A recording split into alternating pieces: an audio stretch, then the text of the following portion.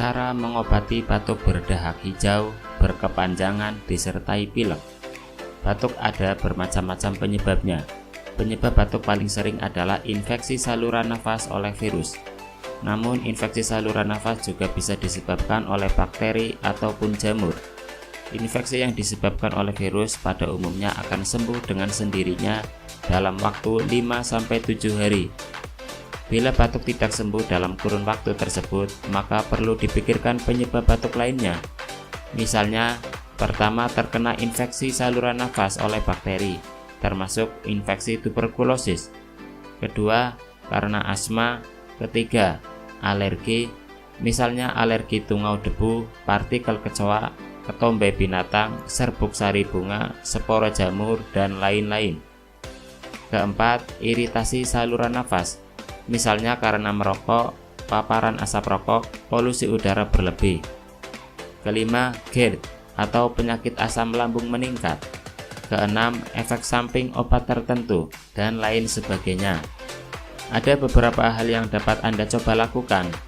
Pertama, berhenti merokok dan menghindari paparan asam rokok serta polusi udara.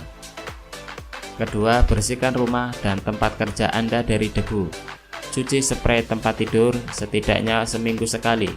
Vakum perabot rumah yang tidak bisa dicuci seperti ranjang, sofa, karpet, dan lain-lain.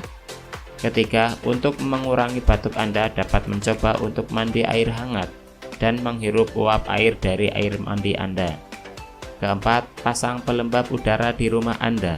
Kelima, pastikan sirkulasi rumah Anda baik. Buka jendela dan pintu di pagi dan siang hari agar udara di dalam rumah dapat bertukar dan cahaya matahari bisa masuk ke rumah. Karena angka kejadian tuberkulosis di Indonesia sangat tinggi, maka orang yang mengalami batuk lebih dari 3 minggu dan sudah diberikan pengobatan ternyata batuknya tidak juga menyembuh, maka harus dicurigai infeksi tuberkulosis. Dalam hal ini sebaiknya Anda segera konsultasikan sekarang juga ke kami CV Denatur Indonesia, melayani keluhan batuk Anda dengan cara pengobatan herbal yang aman dikonsumsi.